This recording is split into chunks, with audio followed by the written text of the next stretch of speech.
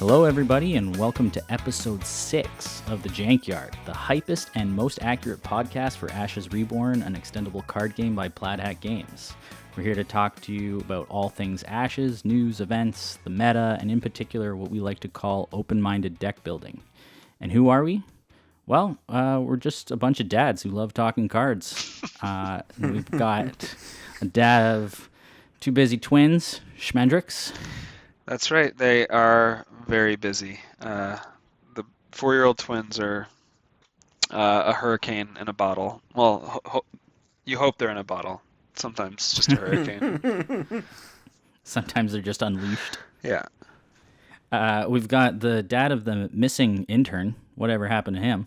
That was the shortest internship. I don't think there's school credit for that internship. No, he gets no credit at all. I didn't even tell him we were recording tonight. I've like disowned him from the from the team. Wow. He's done for now until he asks his way back. Well, I think he's still provided the most essential contribution to the podcast, which is the tagline. Yeah, of course. But we're not going to get there yet. And myself, the treatment. Proud father of a 2-year-old daughter, and who knows? Maybe in the future, another one on the way. So we've got a lot to cover. It's been just a frenzy of activity in the Ashes world in the last 2 weeks. So let's start off with some quick news. So recently we had a Koloff tournament that was started by the ever lovely Charlotte, and we just completed the Swiss rounds, or pot, if you will, and so we've got the top cut coming up, which will be excited between Asterix and Brian, and Waves and Jackson Brian. So those games are bound to be super hype. I think the goal is for them to post the times that they're going to play, so everyone should be able to watch on Ashteki. And then we have a newly announced tournament by Little Lizard. It's going to be a Secret Santa style tournament where people get paired up and one person does the deck building for another. So that's going to be really cool. And the sign up is from December 12th, which is today, the day we're recording, until the 15th. And then the tournament is planned to start next week on the 19th. So if you haven't heard or you haven't seen the posts, I suggest you guys join up because that's bound to be awesome and fill the holidays with some fun. And, of course, Jankfest will be coming up at the end of the month. And hopefully Impossible German will have some more details on that. And maybe we'll get him to say some things on the podcast soon enough. And then we got the big things. We've got more details on the PvE Red Rains, the Corpse of Viros. We got some card previews, and let me just pull those up. So we've got effectively 3 cards, right? We've got the new Cole Unique, which was called Final Stand.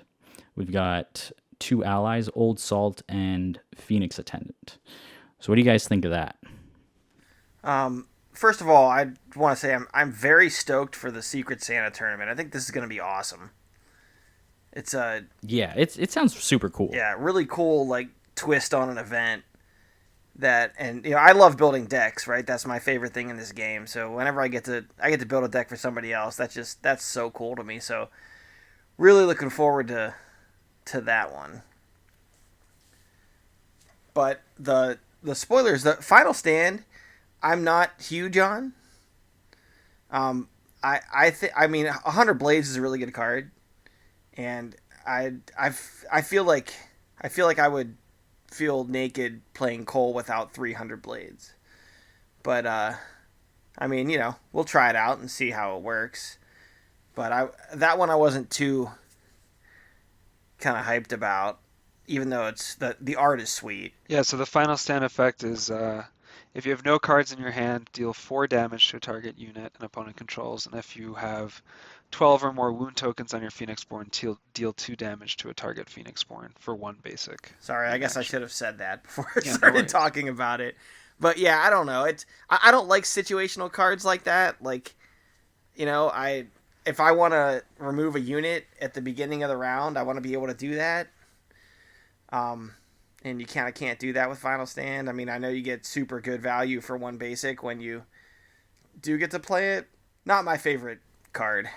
I guess I could talk about the other two allies, but what do you guys think of Final Stand? Well, I'm just wondering, like, are you saying Final Stand, like, you're not a fan of it in the context of using it as a PvP card or as part of the PvE aspect? Or just, like, in general, either format, it's not on your list? I mean, I guess that's something I haven't really thought too much about, is I'm going to have to start considering what format I'm talking about, right, when we do this.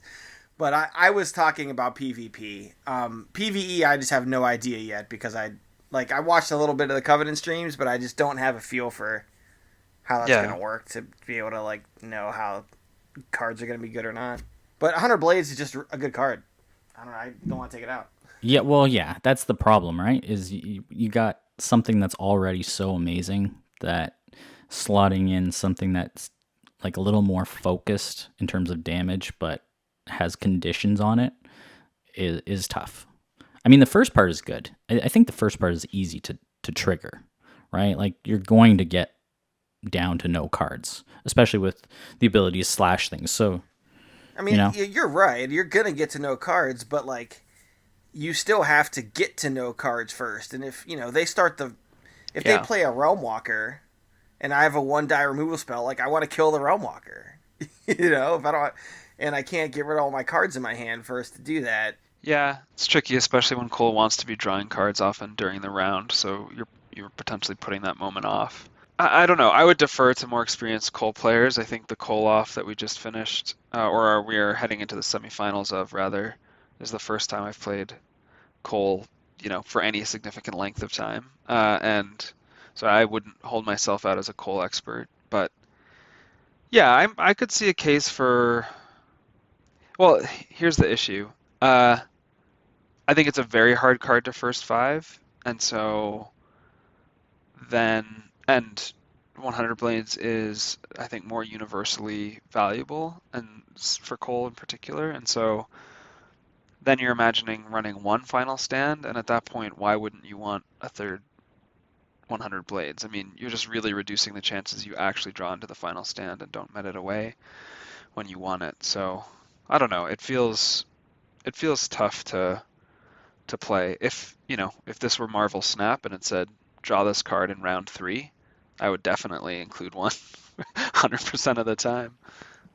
Yeah. I mean, it's a tough sell because you don't know for sure if your opponent's going to run Knights. So even if you saved it, sort of in the same vein as how you would save a 2 Shadows, right, until the end when you know that they're gonna probably swing with their Sonic or their whatever Knight, and you get the final gotcha.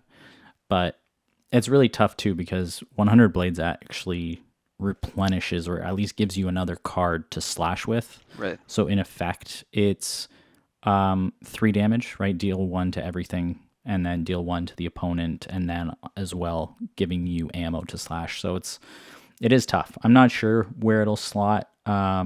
But it's interesting to have options, and I am interested in maybe it being more of a targeted PvE card where it's like you're trying to just take down the big baddies and you're not as dependent on what is going to pop up. Mm-hmm. So we'll see. And then what about Old Salt? What do you guys think of that card? So I'll cover it. So it's a ceremonial and a basic. It's a 2/3 ally. And when it comes into play, you place a wound on it. So it comes into play as a 2/2. And then it also has throw, much like Anchornaut. And so when it comes into play, you deal a damage to another target unit. And it's got Recover 1. I didn't even think of that. It's got Recover, so. This card is bonkers good. I agree. Yeah. Yeah. It's bonkers good. I mean, it's pushed in stats anyway. I understand that it comes into play with the wound, but like just the fact that it's want to call it a 2/2, it's immune to Ice Trap, and like that automatically like almost makes it better than every other 2/2 ally.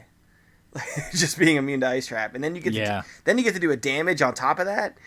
Like, And it's the one class, one basic is a really nice cost. Yeah, it's got a basic sync. That's amazing. yeah, it's such a good card.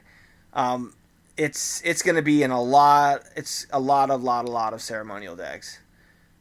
If you got a couple ceremonial dice, you're gonna want this thing, and the theme is so awesome too. By the way, I love the theme of it. Grown up anchor knot. Yeah, it's so cool. Yeah, well, that's even the Yeah. flavor text, right? Yeah. Those who live grow up fast. That's amazing. Yeah, such a cool card overall. A little pushed, but I mean, still, you only have to do 2 damage to it to kill it.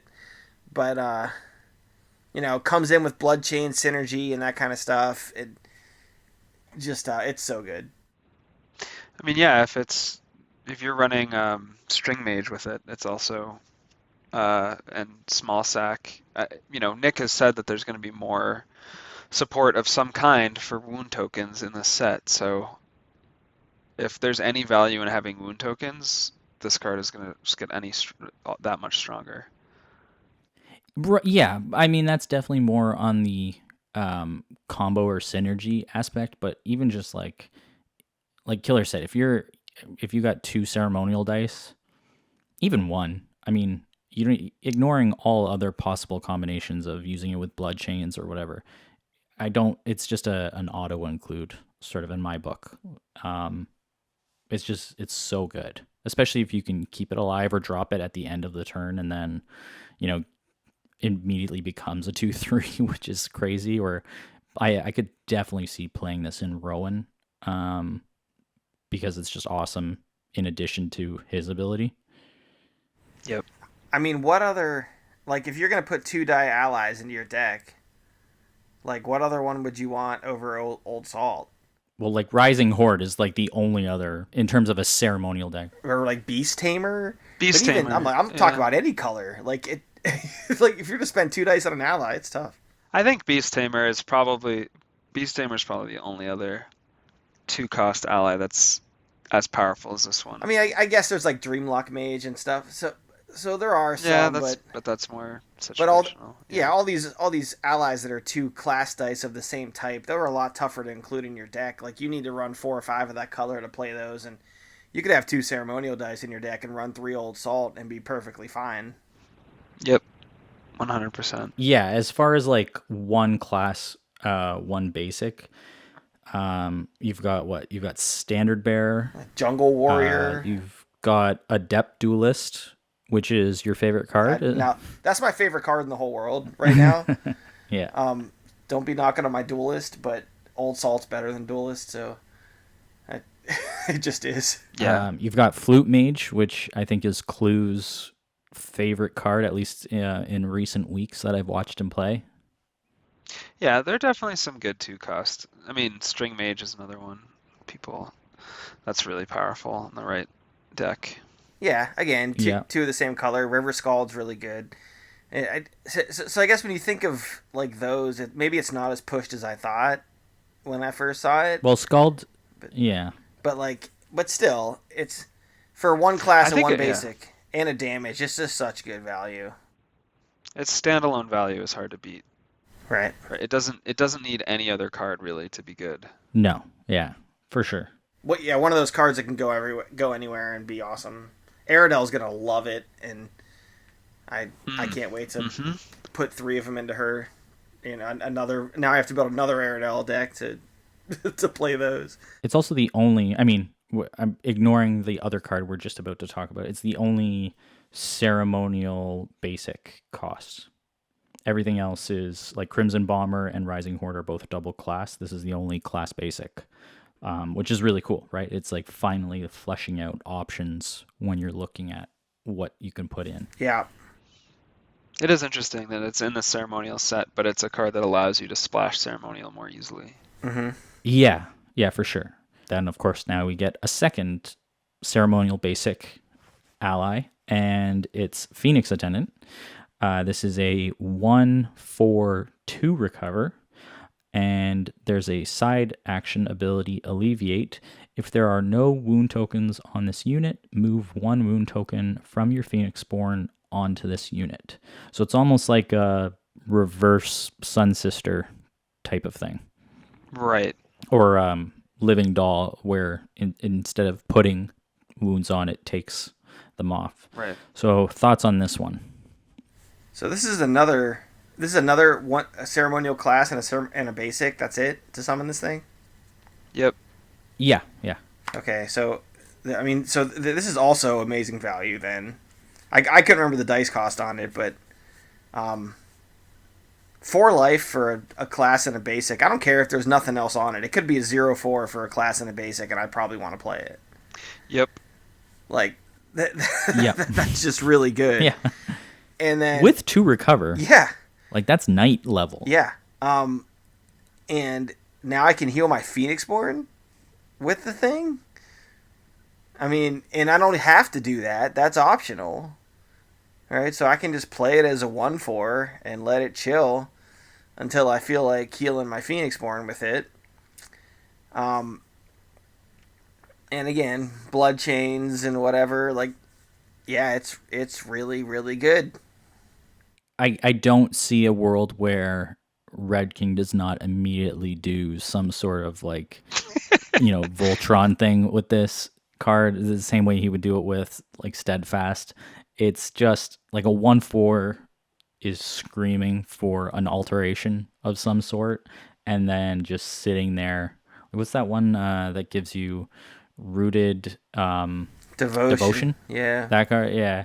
I could see him playing around with something like crazy like that, and it's going to be interesting. And again, another maybe possible synergy with String Mage or other shenanigans where you self-wound and then, action cards like Blood Chains that make use of it. Yeah, this doesn't feel like a great Voltron target to me, but I'm not Redking, so he can... Like, I almost want this thing to be taunting my opponent to say, like, yeah, you're going to have to waste resources on something that is not in and of itself much of a threat. It's a 1/4. It's going to be annoying to remove. Like, that doesn't remove at basically any of the typical increments, at least right off the bat. Once it's got a wound on it, then you can try and, excavate it or swing at it with a 3-attack unit. But 4 life unwounded is really hard to remove. And it's 2 dice, so it's hardly worth festering. It's definitely not worth ping festering. So it's just going to be really annoying, and it's going to present a really hard choice to an opponent about whether or not to go after it or other threats. So like the places I'm excited to play this are definitely in Leo, like the Leo decks I've been running that can flex threats. Throw one of this in there, give it unit guard support, make it hard to remove by attacking, and put it alongside a like Crypt Guardian. Like I think that's going to be incredibly brutal, and then you're just going to heal it repeatedly. And then there are other things I'm really interested in trying it with. Like I think Mass Heal with this card starts to look really interesting, where you're basically with a Mass Heal and this card that's like 3 healing for 2 cards and 2 dice. That seems really good.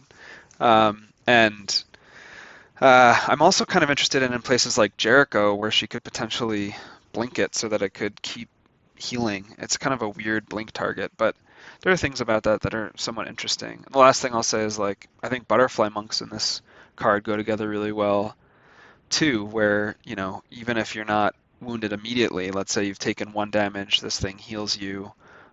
It's still valuable to have that Butterfly Monk out because it could heal this thing, getting it ready to heal you again. That's what I was immediately drawn to, was Butterfly Monk in this.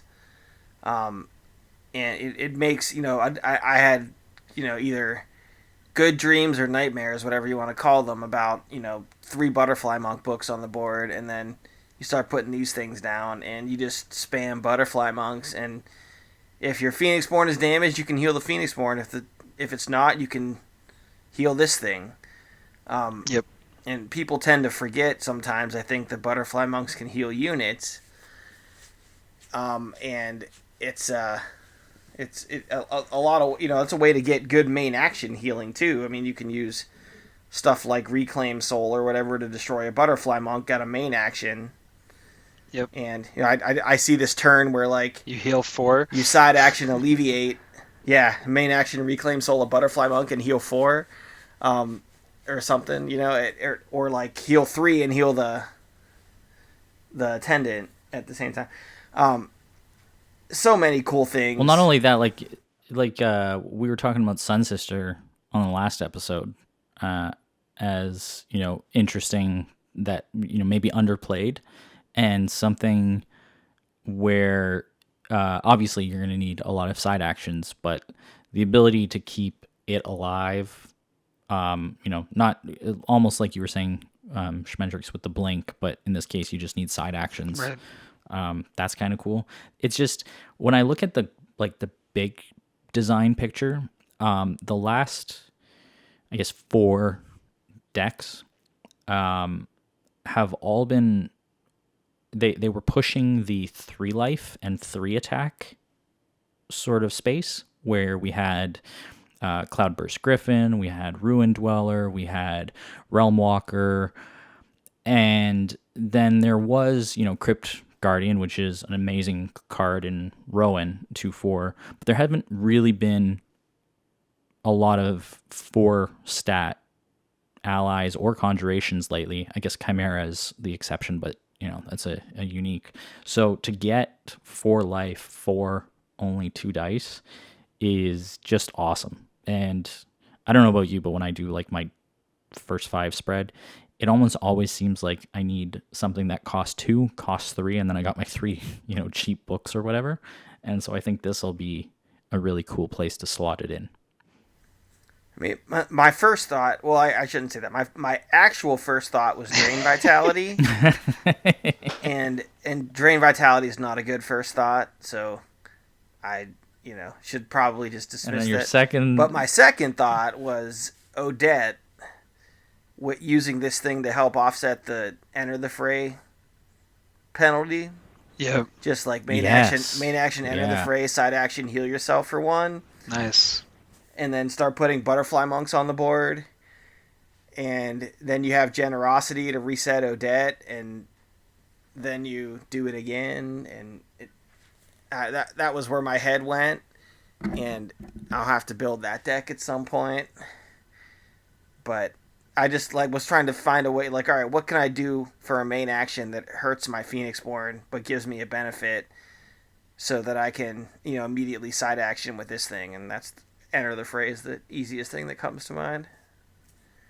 Is it the only thing? I mean, as far as we know. It might be. I don't even know. I know that's what I thought of. I'm trying to think if there's anything else that does PB damage. I mean, there's James's ability, but that's a side action. That's actually true. Oh, with James. Man, this could... So, I mean, typically with James, at least as far as I've built, you're aiming for those cheap X1s, right? Because you don't want to self-damage too much. But this could be really cool, where now it opens up other X2s, right? For effectively the same cost. Yeah, I just think, when you start, the String Mage stuff and the Sun Sister stuff, when you start piling all these side actions on top of each other, it's going to get tough to do. No, I just meant with James specifically, right? In the same way that Odette has the... Yeah, I know. It's got to be 2 separate turns. I mean, maybe that's okay, right? It's not like that's a terrible thing or something, but taking 2 turns to do it feels, for whatever reason, to me, just it just feels so slow. I don't know. But I do think you're right that it's a good way to offset the downside of James's ability, which people a lot of times I don't even think really care about. It's similar to Odette, where Jesse will talk all the time, I'll use my life as a resource, right? Enter the Fray, the Crypt Guardian, Cloudburst Griffin or Ruin Dweller, right? And take the 3 damage to kill the thing for free. And oftentimes that's good, but I mean, you use your life as a resource, but that is a cost, right? I mean, taking 3 damage that's a 1/6 of Odette's life. That's a real cost. And James is the same way. I mean, every 1 or 2 damage you take convening with souls is a cost that this thing can alleviate. And, a 1/3 with 2 recover for 2 dice is just fine. If I mean, Pain Shaman, right, is a 1/3 for 2 dice that heals the Phoenixborn for 1 and deals a damage. So, I mean, that's 2 class dice, though. This is a class and a basic for pretty much, it's the same thing, except you don't get to deal the damage. Right? Because it heals the Phoenixborn for 1. But it has 4 life that you can boost back up, and you get the Wound Token synergy, and it's a reusable ability that you can use more than one time. So, you start looking at it that way, and it's like, man, this is a good card. Yeah, and I mean, if you look at it too in like the ceremonial space, where you probably are going to at some point recur. Like if you're in sort of a heavy ceremonial deck and you're going to recur some unit and you're taking that damage, then this is making it essentially free to do recursion. Right? Right. Which is really cool. And then even if, in the space of like all the reactions where you can get Sympathy Pained or Final Cried really quickly, it gives you that little bit of breathing room. Because I know I've had a lot of games where it comes down to like I'm at 2 or 3 health, and if I was just 1 more, then they wouldn't have the perfect math. So I think it could be interesting in that space as well to offset reactions that hurt you. Yep. But it'll be interesting to see where the rest of the cards come into play. So that's 2 out of the 7. We're going to see 7 more because the others are uniques. 9. Yeah, and 2 more Phoenixborn specific cards that we haven't, or 3 more that we haven't seen. Although I think some of the words on the other ones have been revealed, but please make Noah good. Please make Noah good. I know. I'm hoping, man. All right. So the next biggest thing to happen. So this is the Monday after Shufflebus Worlds just happened on the Saturday, and it was awesome. It was a banging day. I was not a participant, but I was a very excited observer. And of course, we have the winner of basically all of 2022, JK and his Brennan, or at least, an iterative Brennan. He's made some changes, particularly including Meteor in this iteration of the deck, and I think at Gen Con the iteration was to include Lightbringer and Law of Fear. So it's made some changes since the summer Shufflebus, but he took it down versus Brian B's Cole, which was running Crab, Wishing Wing, Snapper, and Sally, I think. So what were your guys' thoughts on that? Was the hypest thing you saw? How do you feel about it? Well, I'll let Killer talk at length about his experience, but I will start it off by pushing his buttons in a way that only I can. Matt Bowers and I can. Which is to say, I was really excited by Matt's Cole deck that he ran. And a few things about it. One, really like Matt Bowers as a player. I really enjoy watching his games. And it's been really fun to play him throughout this year. He's been experimenting with this Illusion, Charm, Time combination of colors, and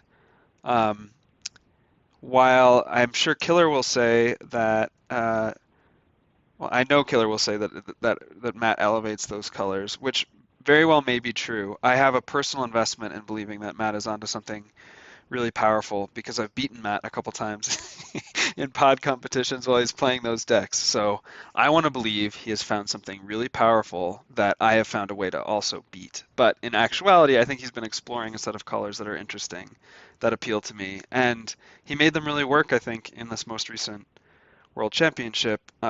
He also splashed Divine for Law of Sight, which I had thought about in Cole and tried to build some Cole decks with earlier this year, but I really don't play Cole.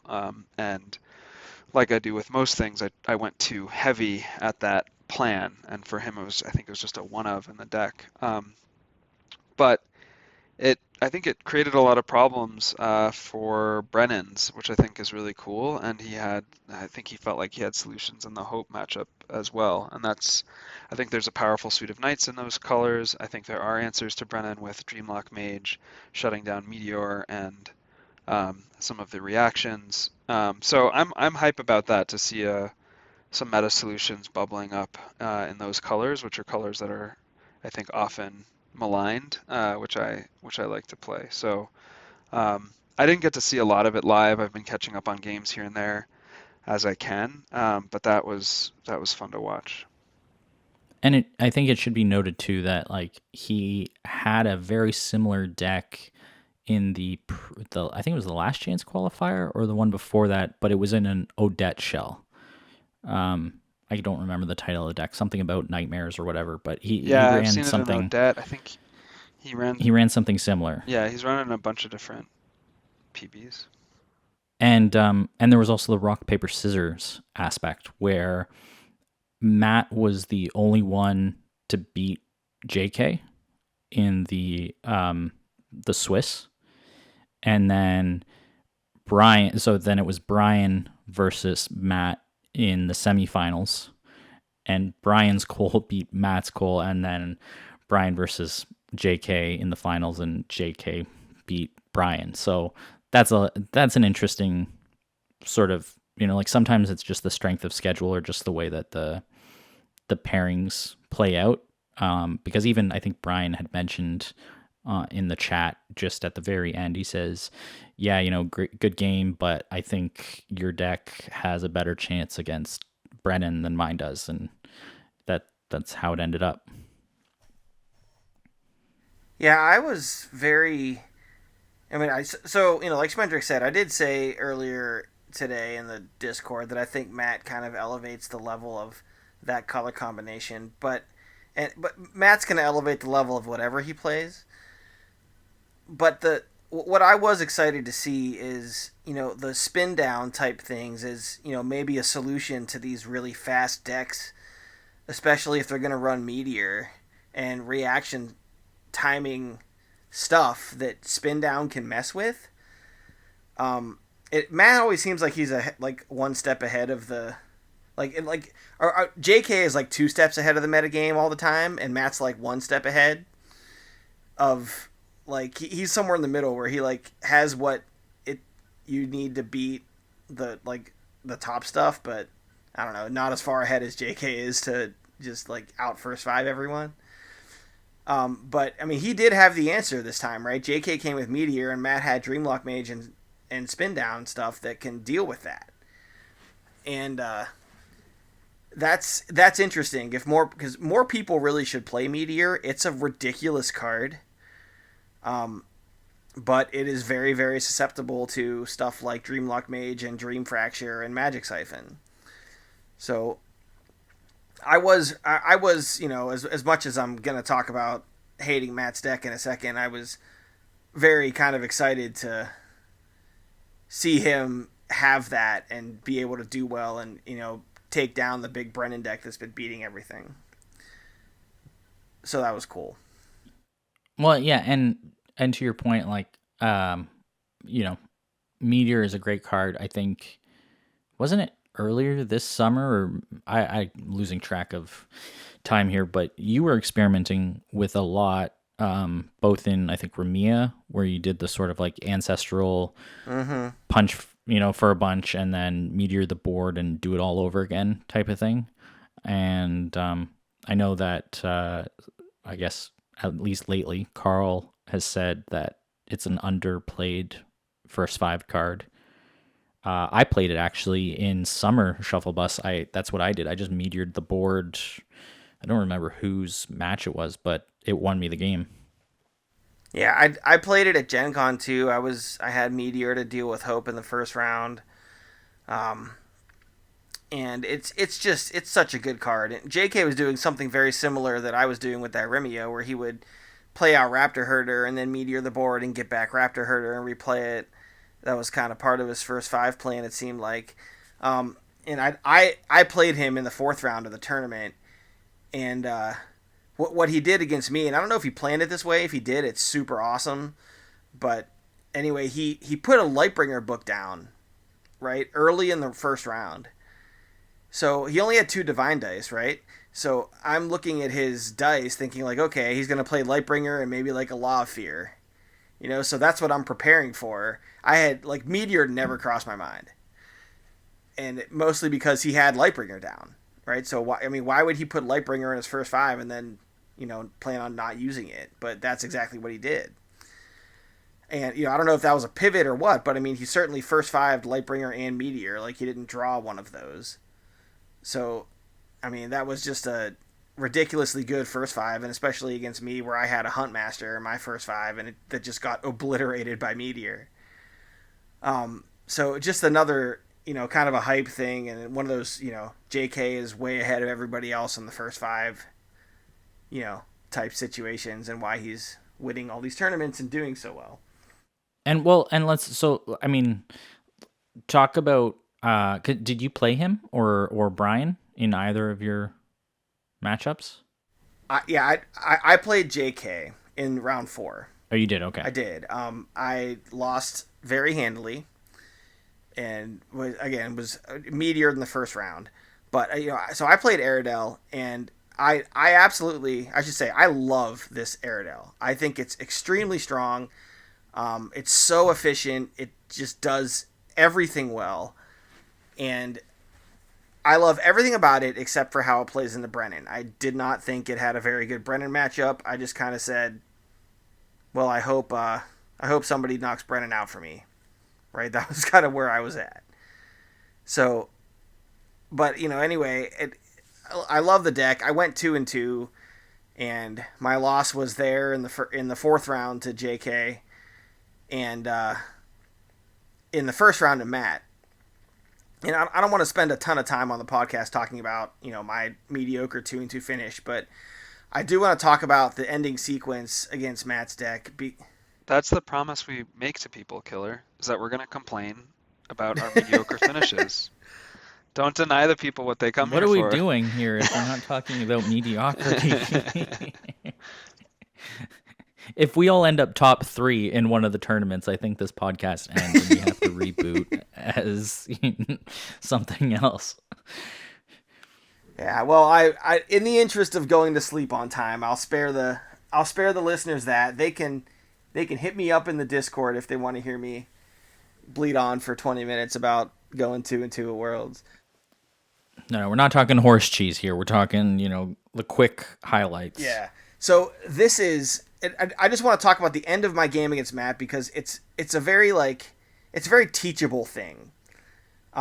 It's a teachable moment for if you're trying to get better at Ashes. This is stuff that you should not do, or that you should, you know, learn from what I didn't do and do. So Matt was playing as Cole, and he, you know, as Cole kind of does, got ahead on Battlefield on me, going into the top of one. I don't know if it was round 3 or 4, probably round 3. And he had been slashing very aggressively, and he was out of everything, right? His deck was empty. I think he took 1 fatigue going into the round. He's down to 4 life remaining, and my battlefield was empty, and he had a bunch of little guys on his, and he swung at me, and there was a Lightbringer play in before that I think that he made I might have had one guy down. He exhausted it. But anyway, he swings at me and takes me down to 1 life, right? So he's got 4 life, a bunch of exhausted guys. I've got 1 life left. And he has 1 card in his hand and nothing on his spell board, and because he's meditated everything away at this point, right? So he's down to literally his last card. So I, you know, look at the board and I say, okay, Cole can just slash me for a damage, right? So I have to put out a guy. But he can't do anything else except play this 1 card. And I have Mirror Spirit on my spell board, and he has 4 exhausted units. So I can just make a 4, you know, attack Mirror Spirit. And as long as that card doesn't kill me, I win the game. So I did for a second think like, okay, you know, what is this card that can kill me? And he's in, like Schmendrix said, is in Illusion, Time, and Charm. and I'm trying to think of what the burn spells are in those colors, and the only thing that came to my mind was Sympathy Pain. In the moment, I said, okay, he must have a Sympathy Pain, but I can just hit him with a 4-attack Mirror Spirit, and it's Sympathy Pain is too late. Here's what I didn't do. I did not look at his discard pile to see what was there, what was not there. And I don't know why I didn't do this. This is something that, as a tournament player of any card game, the discard pile is basically always public knowledge. You should always look at it and see, what options your opponent has or doesn't have. In this case, I literally could see 29 of the 30 cards of his deck had I looked in his discard pile and looked through it, right, to see what was there or not there. Had I done that, I would have noticed there were 2 Dream Fractures sitting in the discard pile, and would have been pretty, it would have been a pretty easy assumption to make that the last card in his hand was Dream Fracture, which could kill me for 1 damage. And all I would have had to do is meditate 4 dice to put myself out of side action, illusion die, main action, Dream Fracture range. I guess not even that, because he had to play the Dream Fracture as a side action, so he couldn't even do that. I just had to meditate 2 dice. But instead of that, I had rolled no power sides, because I didn't roll any power sides, thanks to the great luck that I have, and just put a Mirror Spirit down, said go, and he side action Dream Fracture, main action, activated, and killed me. So that was a really tough way to lose round 1 of Worlds, and I was I had to get up and walk around and shake that out of my head in order to even play the next 2 rounds. But it just kind of goes to show, I was very tunnel vision, laser focused in that moment of okay, look, I actually have a chance to beat Matt. I think I can take this game down, instead of saying all right, Matt is way too good a player to just hit me down to 1 life and not have a plan to finish me off. Better than just sympathy painting whatever I do. There's got to be something else. And had I just looked in the discard pile, I think I would have figured that out. But anyway, long story short, check all your options, look into the discard pile, look at the board, look at your hand, figure out everything you can do before you make silly plays like that to lose games. Yeah, that's a tough one though. That anytime you're playing a tournament, the margins are razor thin. A lot of the games that I watched, they were, the difference between winning and losing, regardless of what the final blood points were, was just mistakes that either were hard to see in the moment, or had built up from prior rounds, and then sometimes it goes the other way and you start overthinking things, and it's the easy steps that you sort of run through in most games. You're okay, what are the possibilities, and you slip, right? And I guess, so here's the other thing that happened, I guess, right before that I forgot about. I'd said he made a Lightbringer play. So, he did the kind of common thing where if you start a round and your opponent only has 1 guy on the board, you can just play Lightbringer, right, to exhaust that thing. And then guard the attack and swing with everything to win, right? I've made that play a bunch of times, and that's a common way for games to end when Lightbringer's on the board. So he did that, and I don't remember what unit I had. I think it might have been a Gilder on the board. I think it was a Gilder, but instead of just swinging the Gilder, I side action Explosive Growthed it, and then attacked something. Right, well, I attacked one of his guys. So that would have taken him down to 2 life remaining. Right, and I don't think I had maybe I had 1 sympathy power die up or a charm power, I don't remember. But Matt blocked that attack instead of just guarding with Cole and then retaliatory swinging. And in the moment, I was like, well, why would he do that? And then I realized, like, well, if I have sympathy pain, then I can just win the game right off of his retaliation swing. And that was, something else that, I didn't have sympathy pain, right? But Matt had the wherewithal to, make that block, knowing that I could have the sympathy pain that beat him. So it's just another example of great players making great plays. And that one almost bit him, because had he just guarded the attack and swung back, I was completely dead. Nothing I could have done.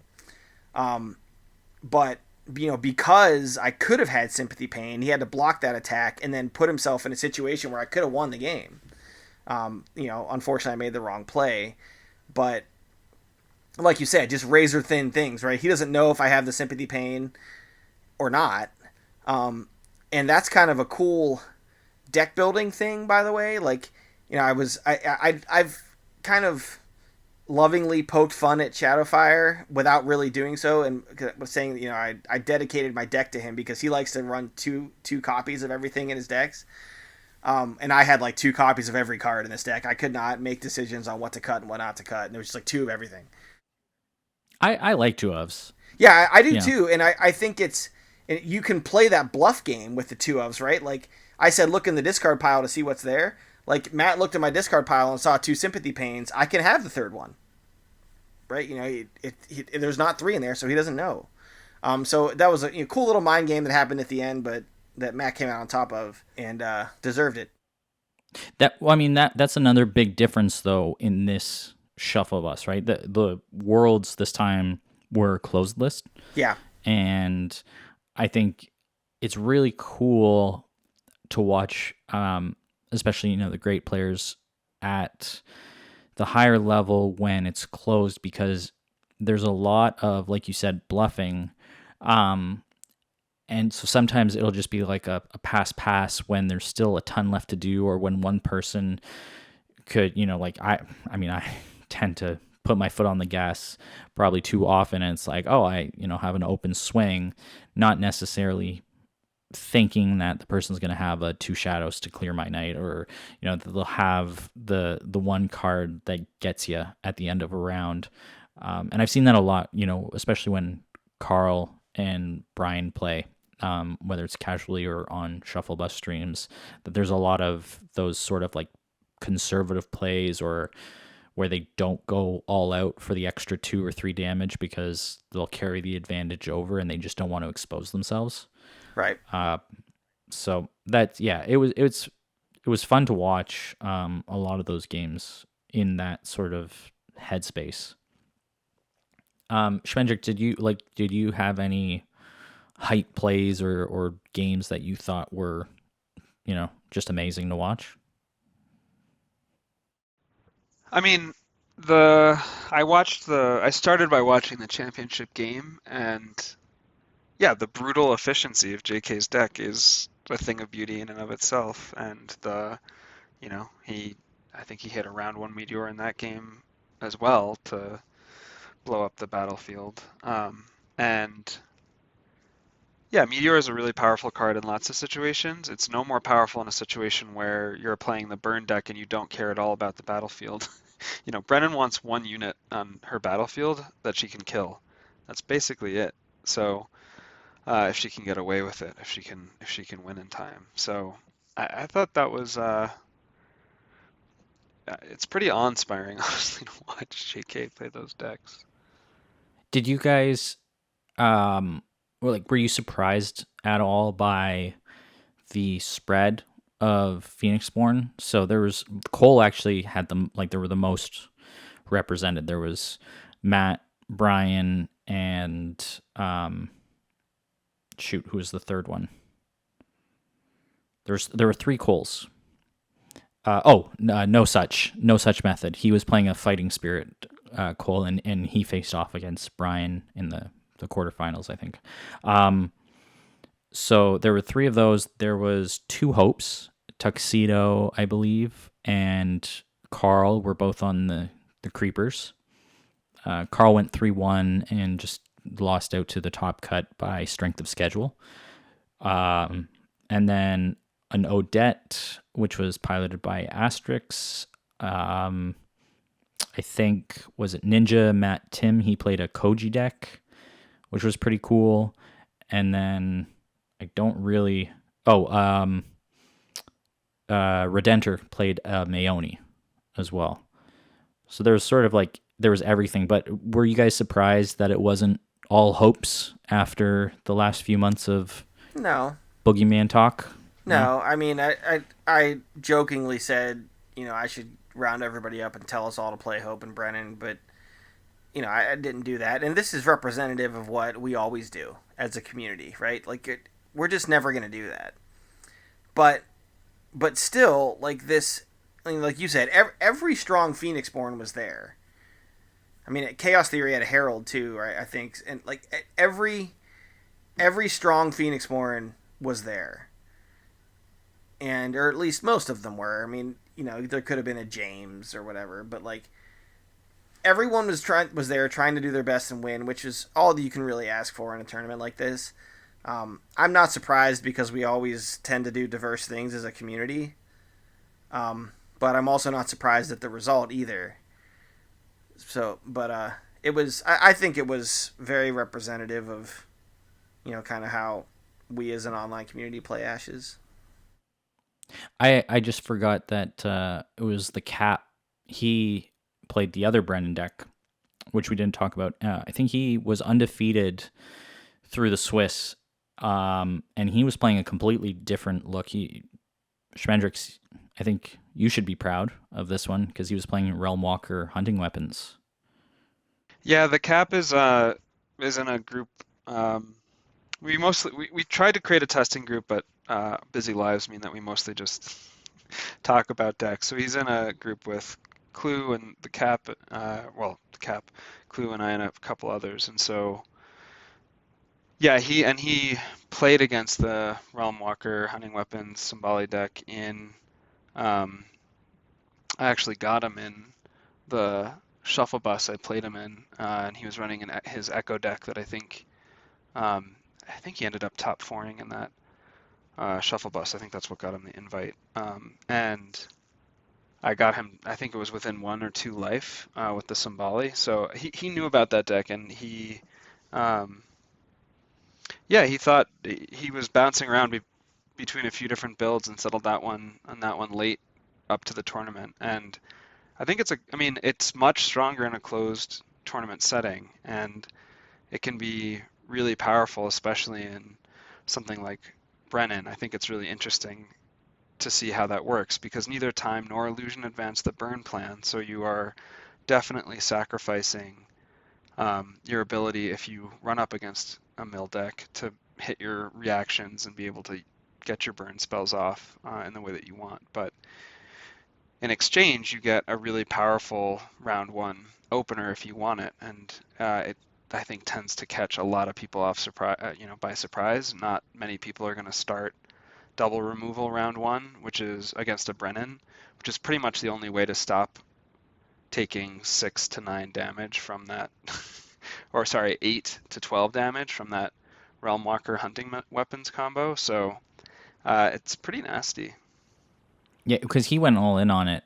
He went with like the Flute Mage, Adrenaline Rush, so the double refresh, and then some. I think in one game I watched there was something else, but it can also. I mean, the game that I think he lost in the top cut was a blowout because he got caught where the Realm Walker died, and then it effectively made the rest of his hand dead because it was all centered around the refresh swing. And he could only deal with one. I don't remember if it was Fester or whatever, but he could only Golden Veil one thing. No. I think it was something else. Actually, was it Brennan versus Brennan? Yeah, it was. Brennan played Brennan in the top cut, and Cole played Cole. Yes, you're right. And then he conceded like right away. Yeah. So, but still, it was a very cool look at the deck. He obviously did really well. It is perhaps a deck that performs better in closed list with a little bit of the surprise.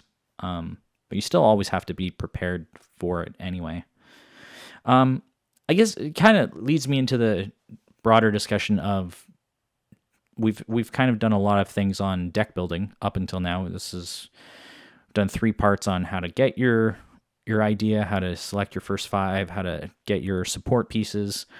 And I think especially around Worlds, there was a lot of talk about deck testing and refining your deck. And I'm interested in what you guys think on that topic. How do you refine? How do you test? What do you decide? Or how do you decide to cut something or to buff up the number to 3? Or, do you guys have any parameters, or do you just do it by feel? I think I'm personally pretty bad at this. Just because I don't I like to build so much that I don't spend a lot of time testing and refining.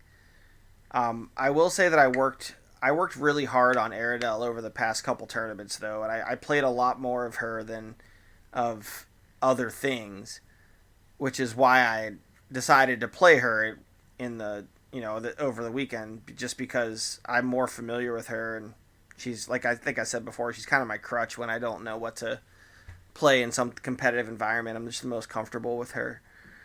But I did, I've tried. People say Aerodel's a 4-book deck, right? That's all you do. And I think that's a good approach, right? And I like the simplicity of it.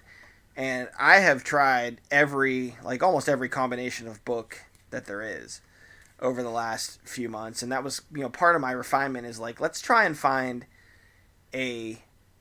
what combination of this gives me the best, early game and the most efficient early game against what I think is coming.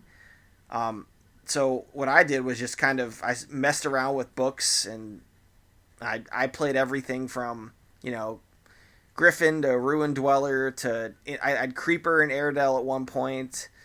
I played, the Nature Frostback Bear stuff, Mind Fog Owl stuff, Wing Lioness. I've done kind of everything. And the other thing I do a lot of is, watch the good players and what they're playing, right? And benchmark ideas. And I think, a lot of people right now are, Brian and Carl especially, they love the Salamander Monk, Snapper, Mirror Spirit type stuff. In the ceremonial time sympathy dice spreads. And I started thinking about that with Aerodel, and I'm not really a big Title Crab fan in a deck like her, but I started thinking, well, what if, usually Aerodel can spend 8 or 9 dice just on the board and has a 1-die flex or at most a 2-die flex. And I started thinking, what if I just did as much efficient book stuff as I possibly could and gave myself more dice to play with, that I could play more powerful cards. And I settled on this. I'm almost never not going to have Gilder in Aerodel, because you want the nature dice for her ability, and Gilder just works so well with Water Blast to kill 3-life things. So I started there and then said, okay, well, I have Gilder already. Why don't I just put in Snapper, Salamander, Mirror Spirit? And what does that leave me with? I still have 3 dice left in round 1 after Water Blast, and Huntmaster's in color. So I started playing with that first 5, and that I played that first 5 in every match, and every testing match I played with this deck was that. I never changed my first 5 ever. It was just so efficient, right? I kept trying to come up with a better thing to do, and I would look at the deck beforehand and I couldn't come up with anything better than that. So many games where I would just out efficient the other player by using the Salamander Snapper stuff, and Huntmaster is such a good card in the first round. Gilder does so many things for you, and it puts a lot of bodies on the board to make the Mirror Spirit big. So I iterated a lot on that, and I guess I just, trial and error of what books worked, what didn't work, and watch what the good players do. That was kind of my approach to it. One thing I saw across, I guess, the last month or two, it seems like almost everyone who was invited to Worlds had played a deck that was iterated upon. So Brian, I've seen him, especially over the last couple of months, playing a ton of Cole. He's posted his dollar store Cole deck that he played in one of the tournaments. He's played it a lot around, just testing the combination of crab and mirror spirits. And he brought, a version of that. Carl, he, plays 80 games a week or something like that. So he iterates a ton. And I was actually surprised he didn't bring his Rowan deck, but he brought Creepers, and he's been playing that a ton, and he iterated on it.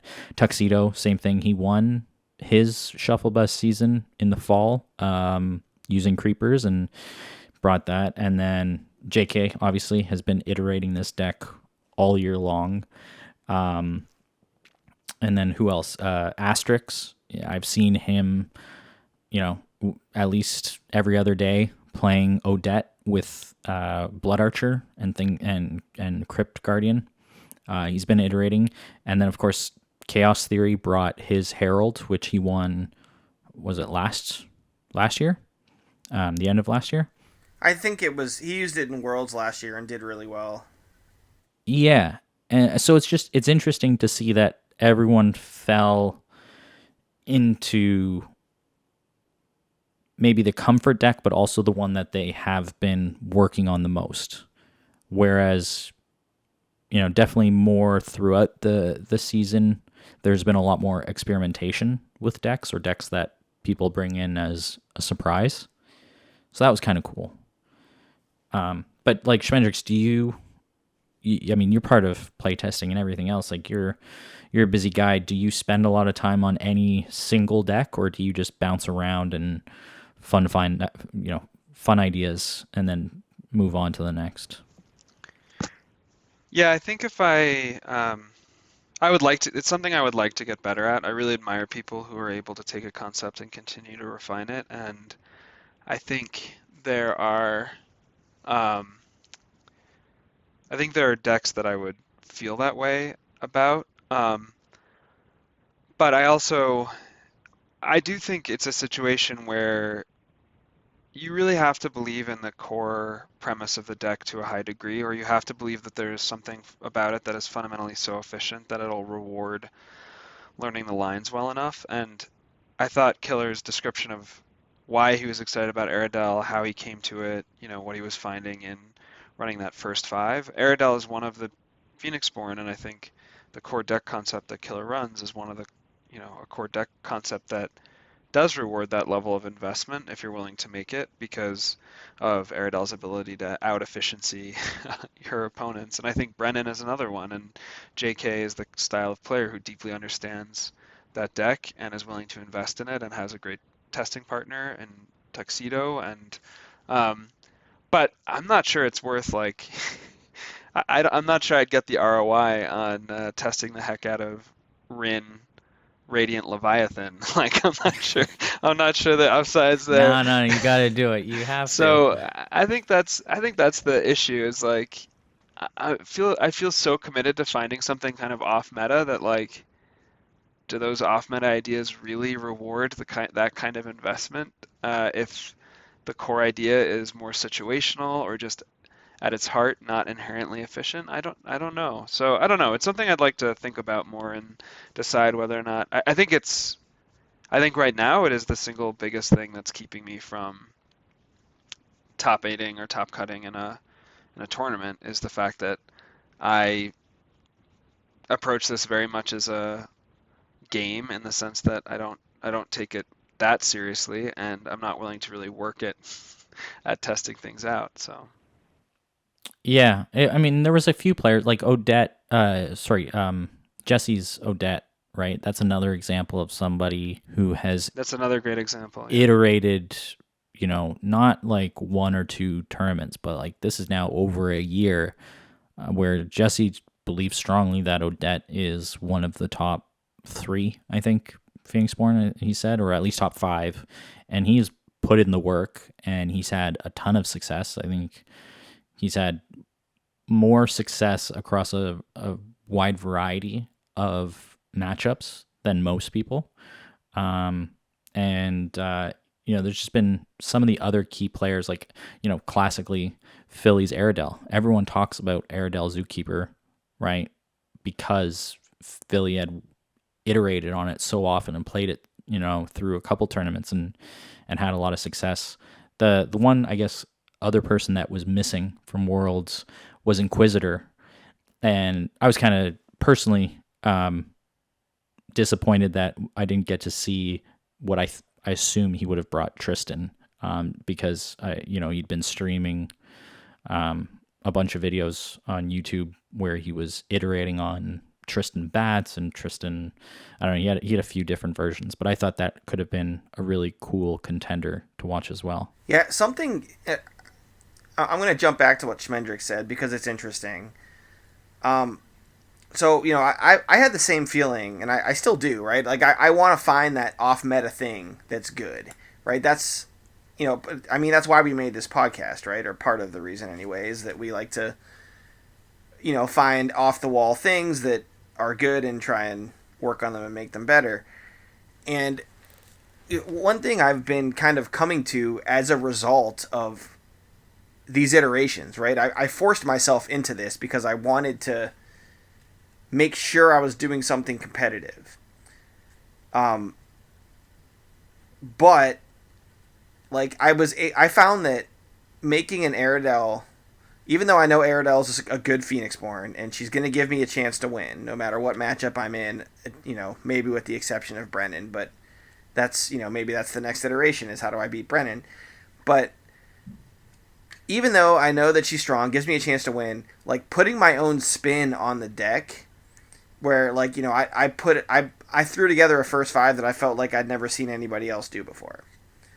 And like that scratched the itch for me, right? Where I normally want to find something off meta, like having this deck that I felt like was my deck because I hadn't seen Airedale played this way before. Kind of scratched that itch. So, and I was talking to I can't remember who I was talking to today. It might have been Alfred, on the server, but where like we talk about these ideas that are janky and like it's only ever going to be a jank thing, right? But like testing out all those janky ideas sometimes will give you, and you can find something there that is useful somewhere else, and put it into something that actually does win games and is competitive. And we've been saying from day one, like, you don't know, like everything is jank until somebody wins with it, right? And then it's not anymore.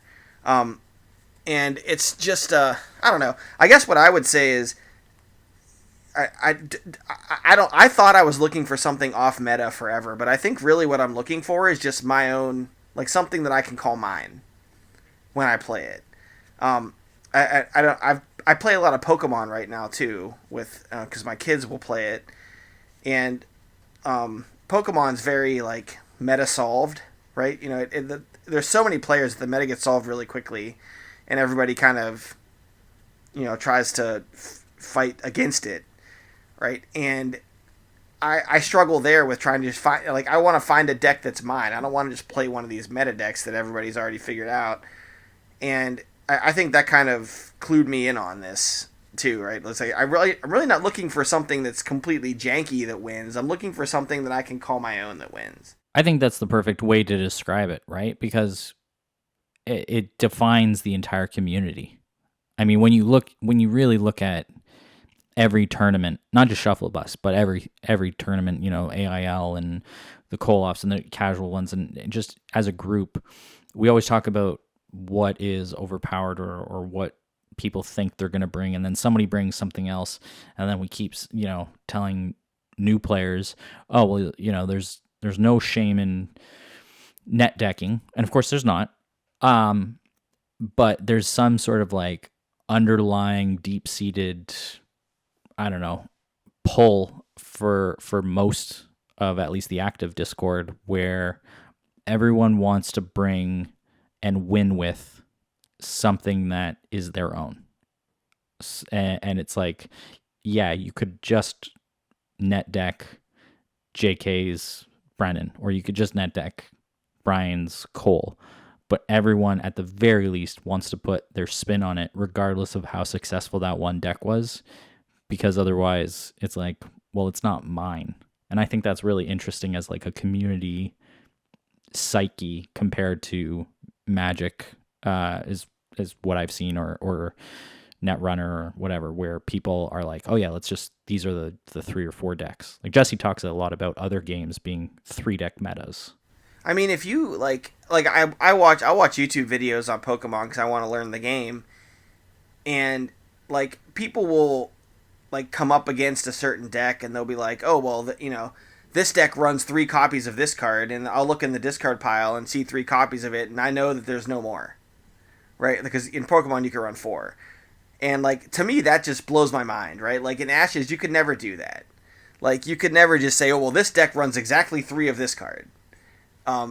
Because that just doesn't exist, right? Like it's not solved enough for that, because like you said, everybody wants their own spin on things. So I mean that's why it's so important to get out there and try ideas out, right? Like, Schmendrix is out there playing Realmwalker hunting weapons, and out of nowhere Cap takes it, puts it in Brennan, and goes 4-0, right? Like these ideas, if they like that are good ideas, good combos that work together, and you don't know that until people try them and put a spin on something that's theirs. Yeah, Clue's another, like he's a person that I'll say I admire, because at least as far as public viewing, in terms of what he does and then actually shares it with the community, whether it's via his articles or more recently his YouTube uploads. And I really wish right now I had his YouTube channel up so I could plug it, but he's been posting a lot of gameplay. I think it's really cool because he iterates a lot on ideas he believes in. And a lot, I think, perhaps of the community would say that some of those ideas are janky, or at least they originated that way. Like I know, the rainbow deck, a lot of people didn't have faith in early on, with particularly his Demona deck, and he just works it, and he works it, and he works it, and then that's how he got his invite, right? I think it was the last chance qualifier, where he played an Odette version of it, and it was, I think, maybe 6 colors, not 7, but he's been working on that for months, like for the better part of at least, I would say, the summer, so 6 months, and just refining it, different shells. I think that's really cool. It's something I definitely want to do. I don't ever have the time to do it. I'll probably always be just building new stuff, but all those players, all the greats, all the people who are noticeable or who are discussed a lot. Monk, before he got busy being a dad, was always testing and iterating on his shells, and he's someone that to this day, even though he hasn't been around for a while, people refer to him and his decks. So I just think that's really cool. And I'd, of course, love to hear from the community members as well, as how they refine their decks. Yeah, Clue's YouTube channel is Jared Leopold, Leupold. If anybody wants to look that up, he has been posting games pretty regularly, actually, over the last few weeks. So there's the plug for him. But yeah, I would say, I mean, it is hard to iterate on a deck when you have a lot of other ideas to build things. But I just kind of forced myself to throw an Aerodel game in. If I was playing every day, it was like the first game I'd play would be Aerodel, or if I hadn't played in a couple days, like I would play Aerodel first, and then I'd get into other stuff. So I think the moral of the story is just get the plays in. Look, if Symbolic ever gets a good signature card, watch out, because she might. I mean, this is your chance. I mean, she This is your time. You got to push Nick for that. I'm hoping that we see the mid to lower tier PBs get something that really, like, obviously I don't want power creep, but I want them to come up at least when you compare apples to apples, cost wise or effect wise. I want to see some of those get a new spin and put them out there so that they're competitive and that people are like, yes. I know Carl and others and myself, particularly with Noah, because he's always, I think, just been on the cusp. I think it'd be really cool to see Rin. He was my boy for a long time. I built tons of decks with him.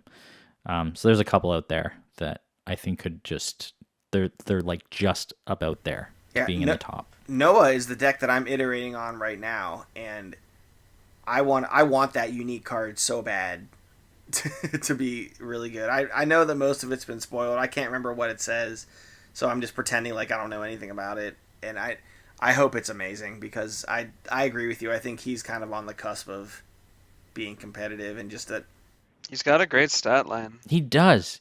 I mean, he could use a bump in health when you compare him sort of to other. He's got 16.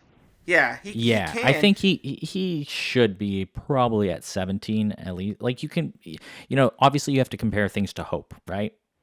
Or to Brennan, and it's like, how is he? He's got he's got 4 slots. Yeah, but he's got 1 life less, 1 battlefield more, but usually that's not as big a deal. And then he's 7th is hard to make work. Yeah, and then the tax effectively on his unique.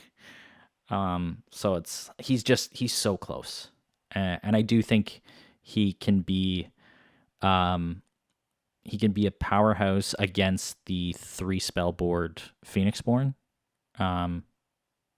He just needs something a little to push him over the edge. And he can play fast, right? Like, his ability lends itself to a fast game. And that's where we're at. That's where we're at, right? Like, most of the big decks and Ashes are quick.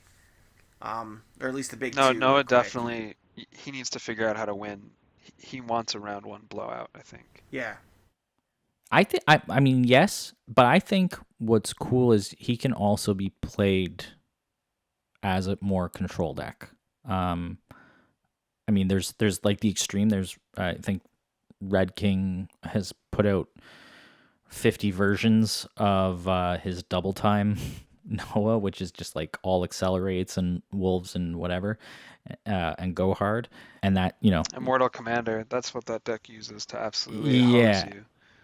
Yeah, and maybe even Mist Spirits or something. Like, it's crazy. It just puts out all the units. I think he's got 3 gates in there. But anyway, you can go super aggressive. My biggest success with him was in Shufflebus Spring, where I played more of a control-oriented deck with, I guess it wouldn't have been Spring. It was whenever Hope came out, because I had Realm Walker and Griffin in there. So he can go, I think, both ways because of his ability. Like, he can do the lockdown and do the slow incremental build-up, almost like an Aerodel, except without the removal ability. But anyway, so if you are listening to us still at this point, congratulations, you win. What do they win? Treatment. You promised them a prize. They get to listen to us talk about chant decks for a while. Exactly. I just want them to share their techniques, especially the people who out there winning everything. How do you refine your decks? Like, obviously we say you got to test. It's like, okay, so I played a bunch of games, like dedicated testing, but what does it actually mean to refine your deck? Like, how do you decide what to cut? How do you decide to go 1, 2, or 3 copies of a card?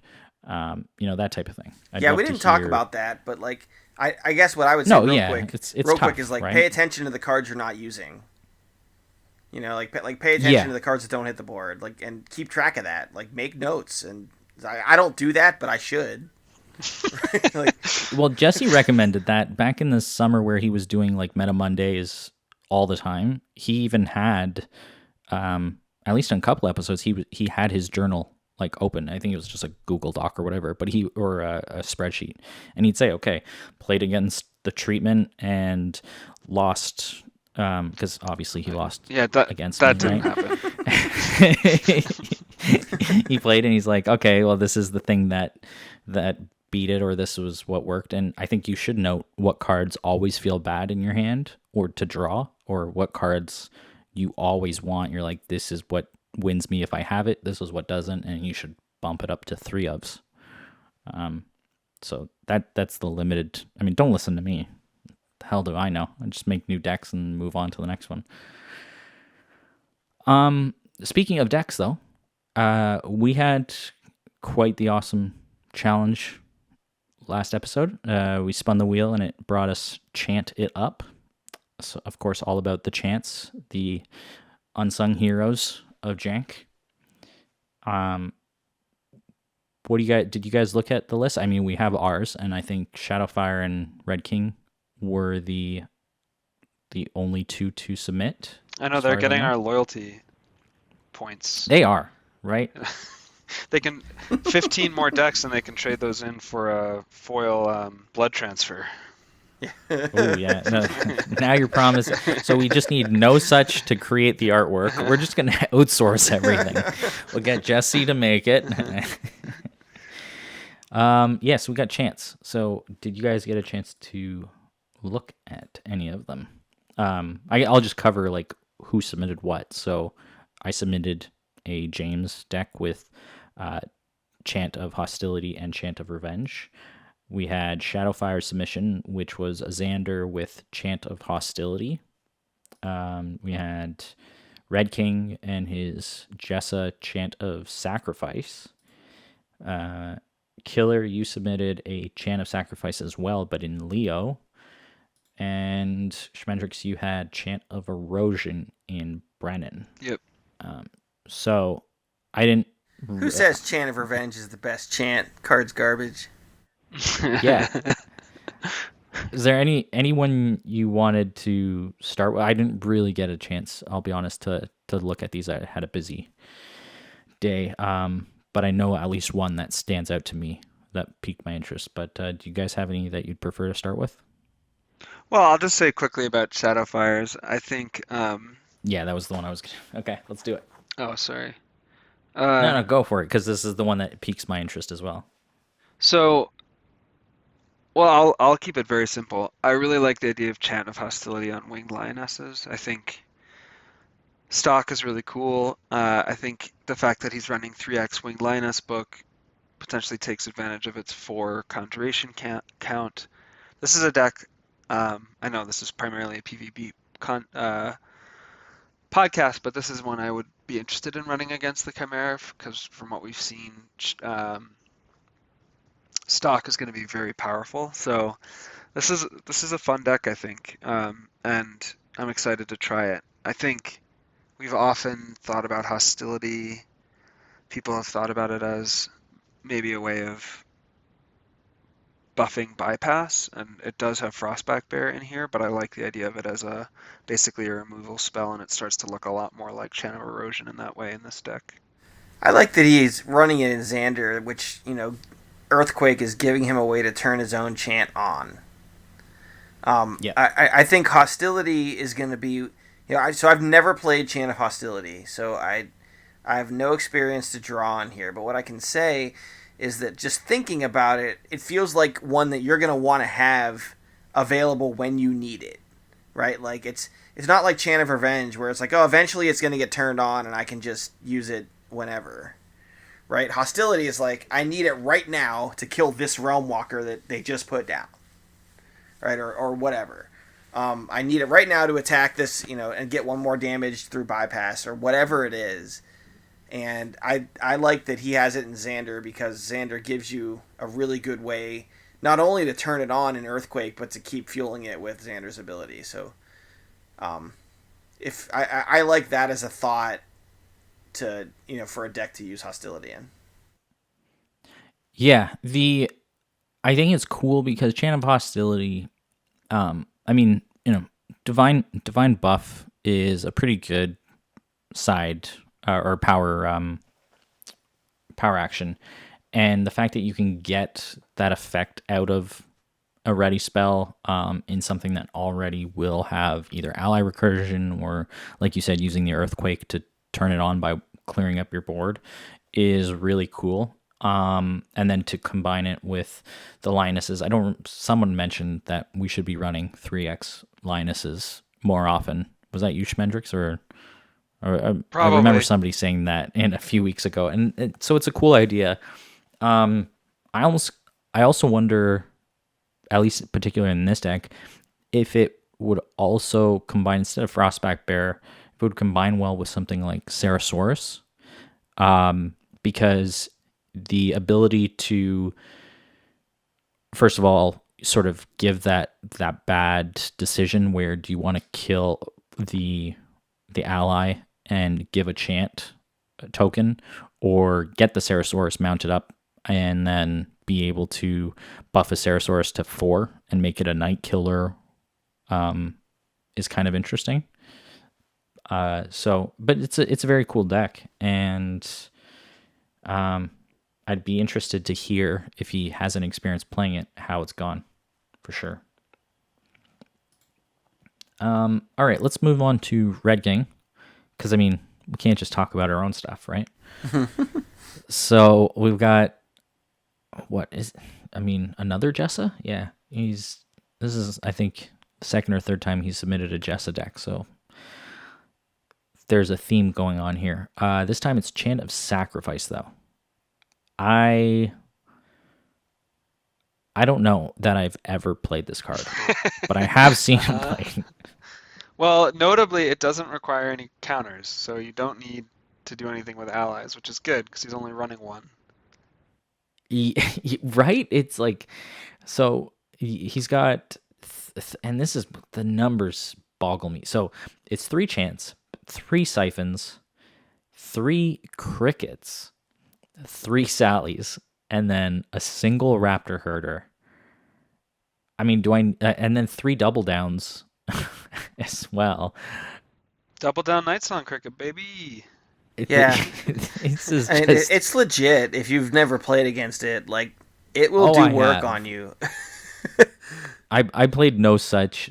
I think it was like, I want to say somewhere between a 2 and a 3 hour game, because it was just, every turn was painstaking to think about what was going to happen when you double down and you were recurring things for me and he was recurring things for him.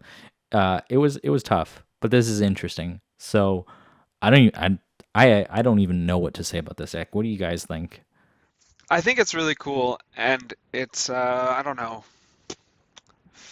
last year at some point I was playing around with Jessa and Cricket because of the way that if you keep your discard thin enough, you basically can keep bringing Fear back, or other cards that people really don't want to give back to you, but you basically give them no choice. And so that's why I think the 12x books are really interesting. It helps keep that discard very curated, essentially.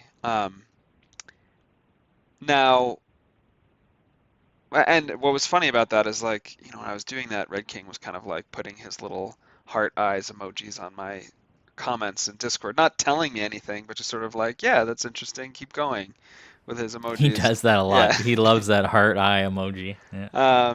And I never really took it anywhere.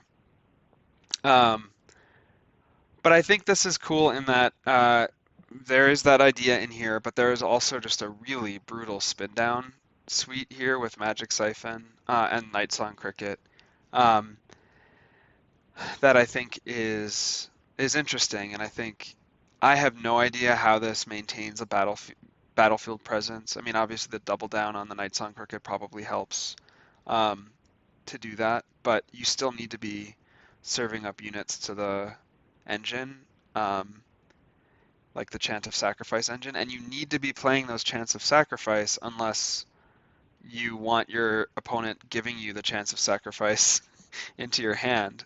I guess there's another element here, though, which is that you are also, if you're using the Night Song Crickets, potentially there's a weird element where it's also non-bows itself, where you're giving people cards back to their hand that they, if you give them a bad card, they don't mind meting it to undo the dice fixing you just did, and if you give them a good card, obviously they're going to use it. So I don't know. I'm Well, with the focus though, you can purge those cards, But right? you're You you're can. still, well, unless you're actually going to try and keep their discard empty, you're still giving them cards. You can't get around it unless you're literally going to empty their discard, which this doesn't really do. So I don't know. I'm a little dubious on this one, I'll be honest. Yeah, I mean, giving them the cards, it does force them to take side actions, and I mean, I hear what you're saying, that it kind of undoes the spin down thing, and it does to a point.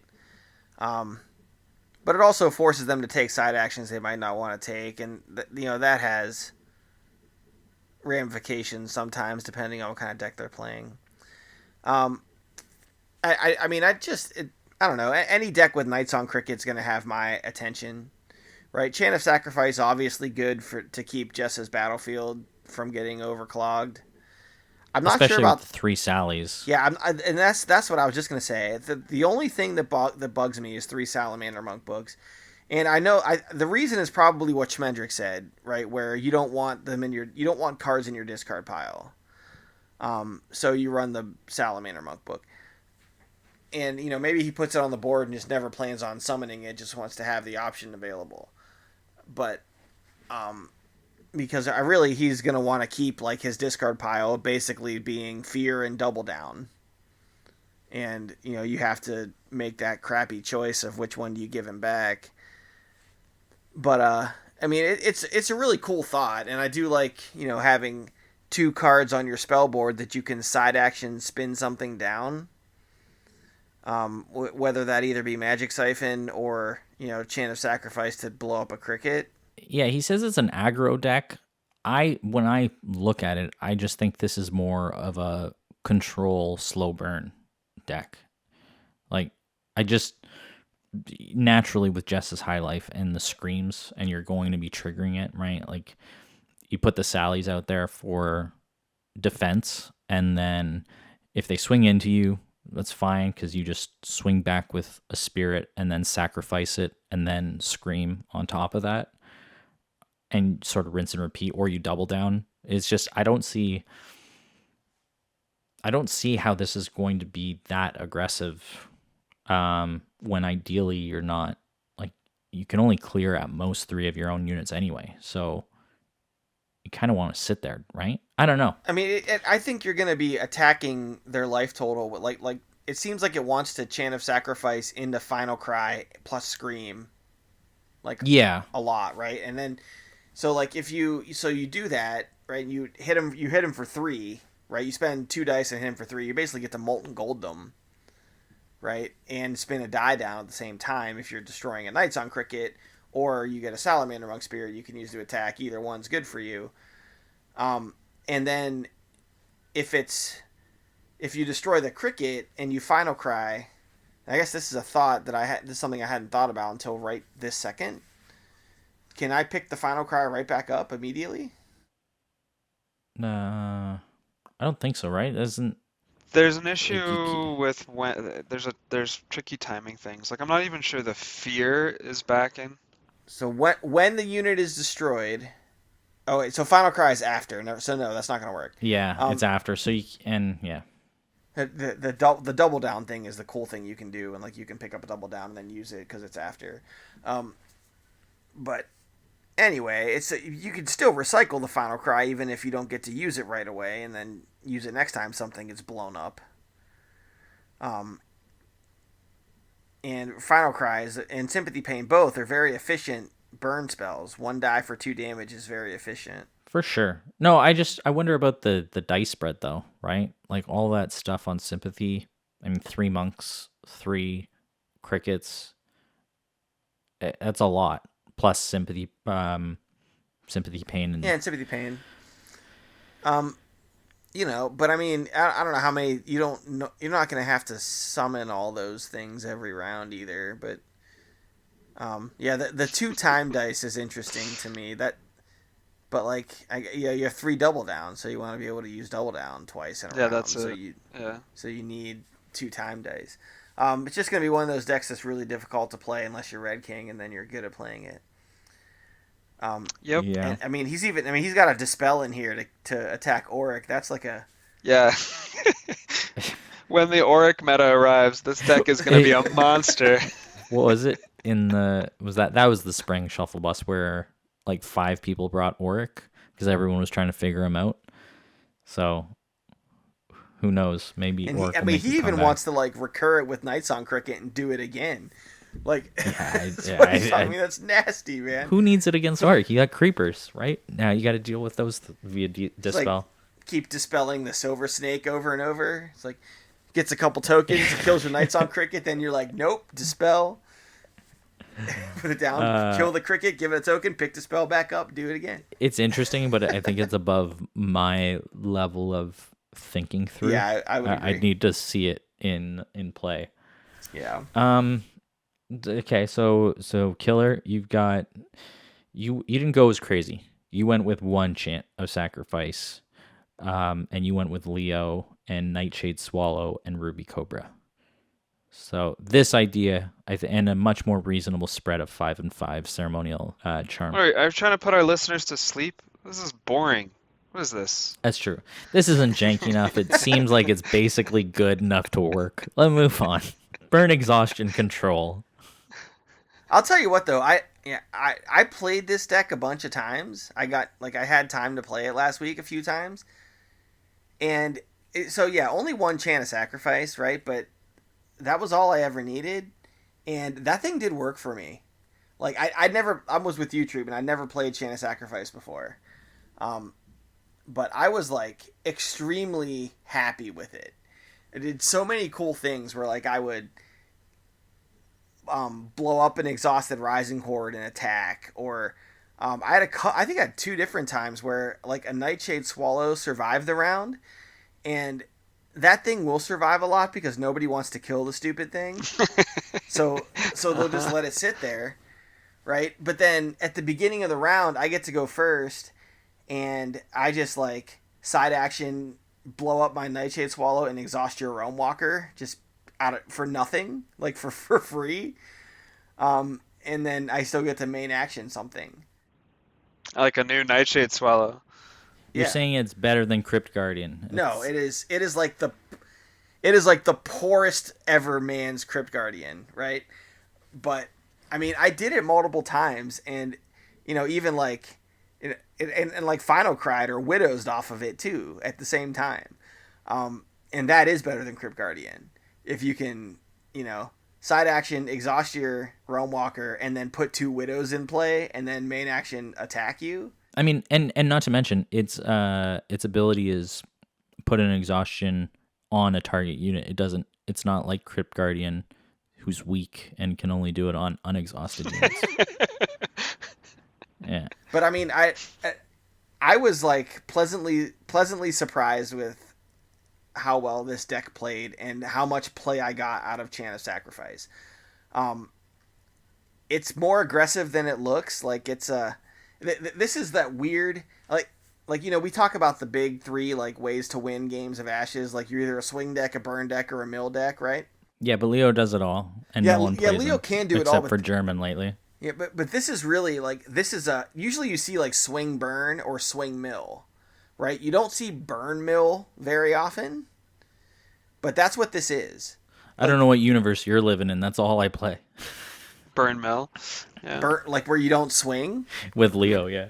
Yeah, with Leo, I think you can have that control, right? Because it's kind of that sit back, like... Yeah, I mean, that's what Anguish is. And no one wants to attack Finch, and yeah. But, I mean, let's be real. I look at this deck, and I'm like, okay, so you had a deck where you really had 2 time dice and a snapper, and that deck is just infinitely better. Like you could do the exact same thing. Than running Chant of Sacrifice? Yeah. Maybe. You can, but you lose the... You lose the trigger for Swallow.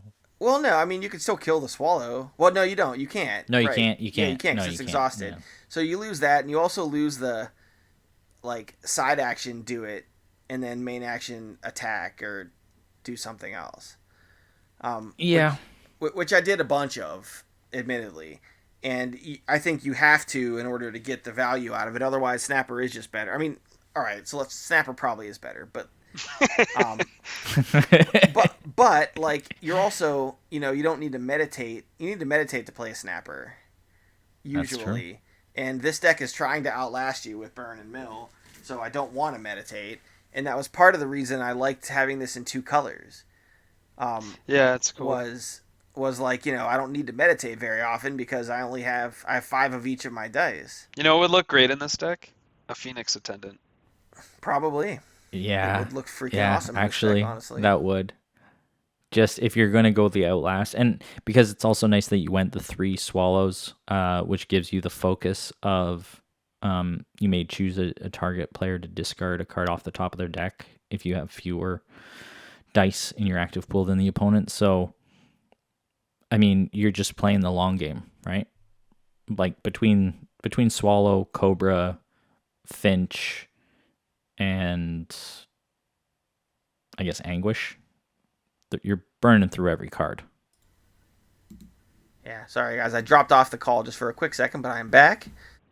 We're just admiring your. Yeah, we're admiring you. All right, it's a good deck. Let's move on. All right, so let's look at Treatment's deck. We haven't looked at that yet. Sure. I went with James, 2 Chant of Hostility, 2 Chant of Revenge, and then Fallen. So this is a Fallen deck, and Isn't this your second Fallen deck in our series of Jank decks? Because you had the Rowan Fallen one too. yeah. Didn't he have a Leo Fallen too? Was I that was in here? gonna say. Oh yeah, maybe third Fallen. I'm putting in work Yeah. on Fallen, and I don't think I actually play them all that often. Carl says, I know. they Carl are says they're super good. strong, so I just need to put in But more then reps. you play We them, talked and I about doubt Carl, so I don't know who to believe. It's because I'm not doing the iteration and the refining. Yeah, I mean, damned if you do, damned if you don't type of thing. The idea being you get the Chant of Revenge, and trigger the Fallen tokens, and then and buff them up. So making Fallen good. 2/1 Fallens, they bust through all kinds of things. It's actually funny because not specifically with Fallen, but with Rising Horde. During the Koloff this week, I played Clue in the most nonsense Koloff ever. It's not even fair, the cards I got compared to him. I had 9 allies, I think, in total. I couldn't even play all of them because of the double class costs, but I could play Rising Horde. And he started Celestial Knight and Frostfang, like Ruin Dweller, Lightbringer, and something else. So naturally, in a Koloff, having 2 armored units, you're like, well, this is just GG in the first 5. But I had Rising Horde, and that what's the ability called on Fallen? The Infectious. Yeah.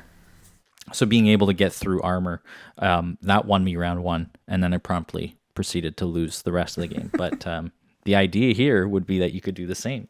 There's a lot of 2 life units now, 3/2s out there. Snapper is a pain with the token thing, the Harden ability. So Fallen are great against Snapper. That's really annoying when you're the Snapper player to just get eaten up by a zombie. So my only suggestion here, I like this idea, but like given what we just saw about Meteor, I feel like I would cut the Nature's Wraths, cut a Nature, and maybe run an additional Divine and 3x Meteor. And the one reason I might run 3, even though you could only play 1 around, is that with James, he can always go pull something, or generally go pull something if he needs it. If you hit 2 Meteors, you're not going to really suffer that much. But I don't know. Did you think about Meteor? I know Matt had a Meteor Odette deck that I've played around with before that. But Meteor and Fallen feel like peanut butter and jelly. Yeah, you're probably right. As I hope we have established, I'm not at the JK level of thinking, so I did not slot in any meteor. But I think James is underplayed. I mean, basically, I don't think since Kaukomili, I haven't seen anybody play James, which is a shame. You're missing out on the horse cheese, man. Yeah, well, exactly. But no, but seriously, like he. I mean, we were talking about Noah having a great stat line of 7 battlefield and 16 health and 4 spellboard. Well, I mean, James has got 19 health, and especially in this fast meta and burn and whatever.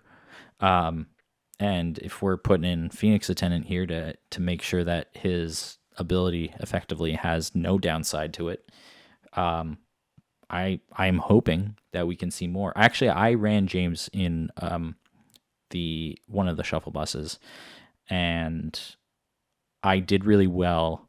I did a misplay against Neil, who was playing Brennan, and I effectively had the win, but I didn't think he had double widows in one round, so I lost by a smidge. But I think James is well placed to hopefully make a showing in the new year.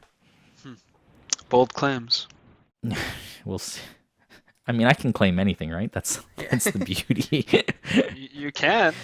So again, this is a list with a lot of ways to turn on your own chants, which I like, and obviously your fallen books too at the same time. You've got 8 self-clear cards in here, so which I like a lot.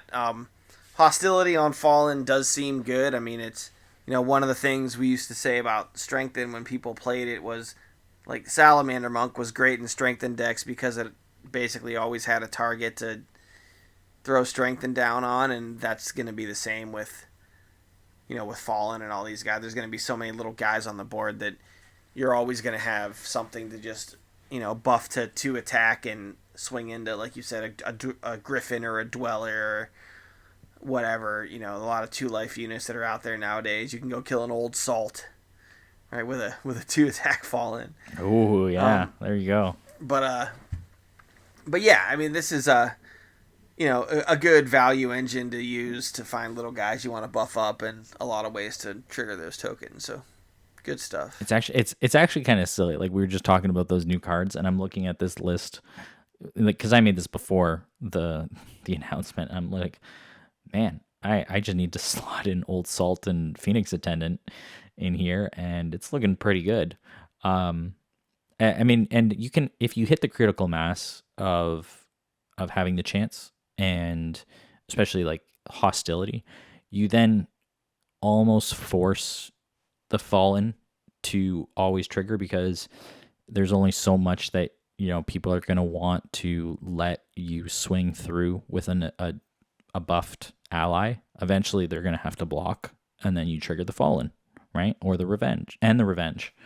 So well, I mean, you guys watched that game that was on stream in the top 4 when I played Impossible German, and he just refused to turn on my Chant of Revenge.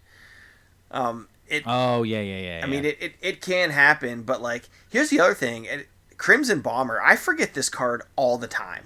It's pretty sick. I always forget the stupid thing exists. That is a fantastic card with Chance. It's a good card. Like, you just pay 2 dice, blow up 3 of their guys, and turn your Chance on. That's really cool. And I need to play Crimson Bomber more. I always forget that stupid card. See, the trick is we need to figure out how to record an episode where we're not musing about your most recent failures and instead predicting the ways for you to succeed in the upcoming tournament. Yeah. We need to be forward focused. Yeah. Notably about Crimson Bomber, it is place 1 wound token on up to 3 target units. Also ignores armor. Also ignores the snapper ability. Yeah, this is like the anti-snapper deck. I like it. And then we got the Schmendrix. Yeah. You got your Brennan deck. I made a Brennan deck, but it's I've fallen.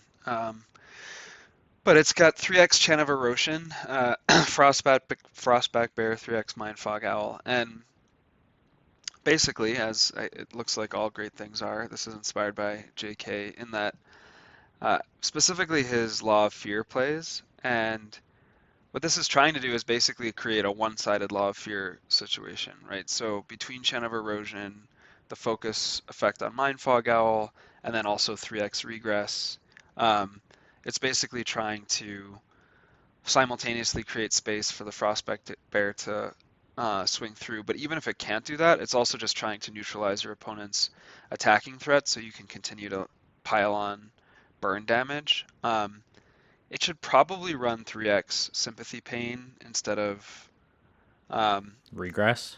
no. You have to No. have Regress. Probably. I mean, yes, probably instead of Regress, but also probably instead of Massive Growth, to be honest. Like the chances of you actually being able to push through a Massive Growth bear or owl are pretty low. So I think that's probably the play that you give up on in exchange for 3 Sympathy Pains. And then I think it's kind of interesting. Like you really push your opponent down, and you create a lot of opportunities to remove their units and swing with impunity. Like anytime you basically have an opening, you can swing because you can generally do more damage going one direction than they can do back to you in the opposite direction. And when I've played Regress in the past, the knock that I always hear is, well, I'd rather just remove the unit. And the thing about playing it in Brennan is generally neutralizing a unit for a round is like neutralizing a unit for half the game. So you're pretty much Yeah, it that's is true. essentially removing the unit, except it doesn't free up a spell or a battlefield slot, and it also doesn't even really allow them to block if you're swinging Frostback Bear and Mindfog Owl through it. So If you just had Regress on a Realm Walker, right? Just a sad walker. well, they could still exhaust you. That would be Wow, they exhaust, but who cares? yeah. Anyway, so yeah, that is the basic idea. And I played this deck a few times. I think it was 3-0, and then I put it away because that's felt like it was probably too good. But the other thing about Chant of Erosion that I didn't appreciate is just the way that it until you play it, I don't think, or until I played it, I didn't really appreciate how the math worked. That like that is the other sneaky thing is stick a Mindfog Owl, Charm Dice on something that has 3 health, or forget that. Just swing at something with 3 health, put 2 damage on it, and then add a Chant of Erosion at your leisure later in the round, and guaranteed kill, basically. So that's something I hadn't really appreciated, but that ability to reduce the recover value and bring things into easy kill range is really nice. I mean, I'm just gonna do a real quick tangent, but Mindfog Owl lately, and by lately I mean like maybe the last week or two, has been a little pet project, like just like gnawing at me in terms of the things. A really cool synergy that I suggest you guys try and build around is focused Mindfog Owl and Ruby Cobra. It's awesome because you get the free charm die on a unit, and then Cobra can't be attacked, which is super cool. Probably if you want to go maybe more on the jank side, you start playing around with Captivate so that you also blow up units. There you go. But yeah, it's super cool. And then a second thing that I now don't remember who I stole it from, but Mindfog Owl and Fighting Spirit and Time Hoppers. Yeah, that was Dented Bleeder, and Bleeder, thank you. I loved his deck with that. It's really cool. I think he was onto something, so I built a deck, and I think there's something there. I think that's a really cool spin on the swarm bypass idea. So I'm interested to keep plugging away at that until I realize that it's too good, and I immediately drop it for something else. Dude, I in the Koloff tournament, I killed something with Captivate. I forget what it was, but it was awesome. Never did it before. God, yeah, when you played, yeah, that was brutal. I was so the excited Koloff about it. tournament is so awesome for getting random hype plays. Yeah, I Oh, like. God, I you charmed. can get just I like blown charmed out something. sometimes. I charmed something so that I wouldn't die when I like exhausted. I don't remember even how it worked now, but it was awesome. I was so excited about it. Yeah. But anyway, Schmendrix, I think this deck is really really cool. It's my Yeah. favorite of the chant decks that I've seen, and because like nobody thinks about this idea of just lock down the opponent's board by taking all their attack value away for the round. To me, is so cool, and like you said, really only going to be it's in a lot of games that are going to go 4+ rounds. It's not too relevant, but in Brennan, it really is relevant. And you know you're the like twofold thing you have here of stop them from hurting you and allow your Mind Fog Owl and Frostback Bear to get through on top of piling burn damage onto the other side is really cool. I think I love this deck. This is a cool idea. That's very kind. Thank you. So this one gets my stamp for the week. I was gonna ask. Okay, so this is your stamp killer, Schmendrix. Who you stamping? I'll go with Shadowfire, Xander. Angry Winged Lionesses. Yeah. This is gonna be my vote too because of just those two cards, Hostility and Winged Lioness, but going 3-ofs. I think it's really cool. I want to see it. You know, the rest of the deck I think is easy to refine, but that synergy seems like it should be explored some more. So there you have it. Shadowfire and Schmendrix, but you know that's just bias because we're all part of the same team here. So really, it's Shadowfire that's the winner. The loyalty that he's shown by submitting every week. So then that leaves us one step closer to that $1,000 prize that the treatment is funding. I thought it was foil blood transfer. No, we amped it up. Yeah, it's been amped up without your approval. It's 1,000 shroot bucks. Oh, shoot bucks. Okay, Yeah. fair. So, all right. Well, then the only thing left to do is to spin the Wheel of Jank. Yes. So, Killer, will you do the honors for The us? Wheel please? of Jank is up and is spinning. Round and round it goes. Where it stops is on Vicky. Yes. Look, it's been really great doing this podcast with you guys. I've really appreciated it. And I'll see you later. Yeah. He's out. No Vicky for Schmendrix. Fascinating. I'm excited to build. I love Vicky. I'm excited to build around her. Yeah. Looks like we lost treatment, but he's Okay. Well, fair enough. that's okay. He's he's out too. He's like, Vicky, I'm done. Forget this crap. I'm out of here. So yeah, build around Vicky and submit your ideas to the Jankyard thread, and we'll get you in there. And this one might be a little bit quicker in the time frame between podcasts, so submit fast. All right. I think that's it. All right. Yep. I think Treatment is saying we'll still be able to hear him, but Schmendrix and I can't hear him. So hopefully we're not talking over him right now. But I guess that's it. And guys, if you're if you're not janky, you're stanky. All right. Later. And we'll catch you guys all in a couple weeks. Take care.